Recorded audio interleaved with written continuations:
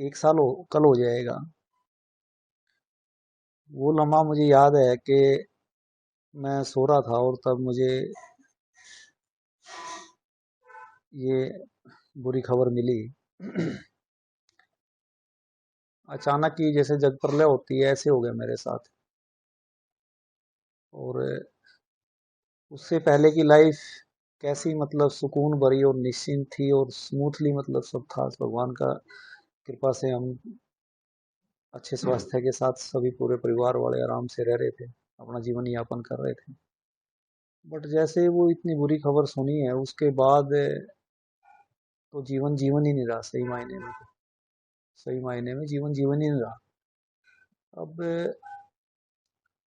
एक एक दिन जो है ना पहाड़ जैसा लगता है हमें, काटना ही मुश्किल हो जाता है। और जैसे जैसे मतलब शुरू शुरू में तो कई महीने ऐसे लगता था जैसे, क्योंकि वो फौजी आदमी है, 2 4 5 महीने में भी छुट्टी आया, 8 महीने में भी आया वो। तो ऐसा लगता था मुझे कि he will come back, he will come back, definitely वो आएगा आएगा। लेकिन सच्चाई तो सच्चाई है, मालूम है हमें, पर दिमाग नहीं मानता था इस बात को ना। और मैं तब भी कहता था, बात ये अभी भी मैं बोल रहा हूँ, जो आप लोग पूछते थे कि जीवन में जैसे अब मेरा बेटा आता था, जैसे 6 महीने बाद छुट्टी आया, 8 महीने बाद आया, मैं उसको हाथ लगाता था ना, मिलता था उससे, उसको मतलब जैसे मिलते हैं आपस में, तो मन बिल्कुल प्रफुल्लित हो जाता था। और एक जैसे करंट सा लगता है ना शरीर में, संचार होता था शक्ति का भी, जैसे पता नहीं क्या मिल गया। और बहुत बार होता था कि वो बेड पे सो रहा होता था सवेरे, और मैं जैसे जल्दी उठ जाता था तो मैं 5 7 मिनट के लिए उसके बेड पे चला जाता था, उसको पीछे से हक करके लेट जाता था। बड़ा अच्छा मतलब होता था। और वो जो पिछले 6 7 8 महीने थे ना, वो कैसे निकले, कितना मतलब उससे दूर रहे, वो सारी चीजें भूल जाता था मैं। लेकिन जैसे जैसे वो नजदीक आता था टाइम उसका छुट्टी काटने का, फिर वही मेरे को मतलब फील होता था कि यार अब फिर 5 6 महीने के लिए चला चला जाएगा। लेकिन हम हर रोज बात करते थे, जैसे मैं ऑफिस के लिए चलता था तो मैं कॉल कर लेता, या सुबह वो ब्रेकफास्ट कर रहा होता 9 बजे के आसपास, 9:30 जैसे उसका ऑफिस था, तो वो बात करता था। तो मॉर्निंग में साढ़े मतलब आधा पौना घंटा बात होनी, चलते चलते गाड़ी में स्पीकर पे ऐसे आते हुए बात हो जानी। शाम को सोने से पहले एक बार जैसे वीडियो कॉल हो जाती थी। तो वो दूरी और जो अलगाव था ना दूर रहने का, वो फील नहीं होता था हमें।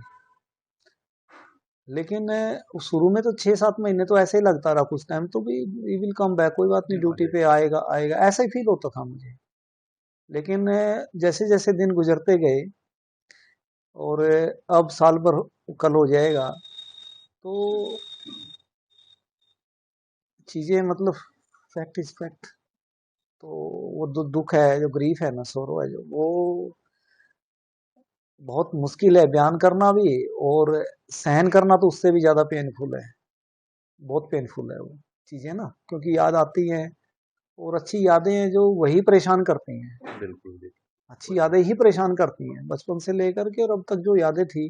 शादी के टाइम जो खुशी थी, उसके उससे पहले ट्रेनिंग के दौरान था, कैसे वो बताता था मेरा ये कोर्स हो गया, मैंने ये कर लिया, मैंने ये कर लिया। उससे पहले जब उसकी जॉब लगी तब कितना खुश था, उससे पहले तैयारी करता था एसएसबी की, मतलब एग्जाम देने जाता था, वहाँ क्या हुआ, सक्सेस मिली, क्या हुआ, आज मेरा स्क्रीनिंग ऑन हो गया, आज मेरा मतलब कॉन्फ्रेंसिंग हो गई है, आज मेरा रिकमेंडेशन हो गई है। तो इस तरह की बातें होती तो बहुत मतलब जीवन मतलब इतनी खुशी मिलती थी। उससे पहले जब पढ़ा वो, पढ़ते पढ़ते मतलब सब चीजें कर गया वो, तो बहुत खुशी मिलती थी उस चीजों से। अब तो उन चीजों को तरस गए कि ना तो उसको मैं फील कर सकता हूँ, सिर्फ उसकी यादें ही हैं सिर्फ ये। पहले फिल्मों में सुनते थे और कहानियों में पढ़ते थे कि भाई यादें रह जाती हैं। तो अब वाक्य में उस जो वाक्य है, जो जो ये मतलब एक सेंटेंस है ना कि सिर्फ यादें रह जाती हैं, सिर्फ यादें ही हैं जो कि, और यादें भी अच्छी यादें बहुत परेशान करती हैं, और यादें रह जाती हैं वाकई, ना फील कर सकते, ना देख सकते हैं, ना बात कर सकते हैं, कुछ भी नहीं।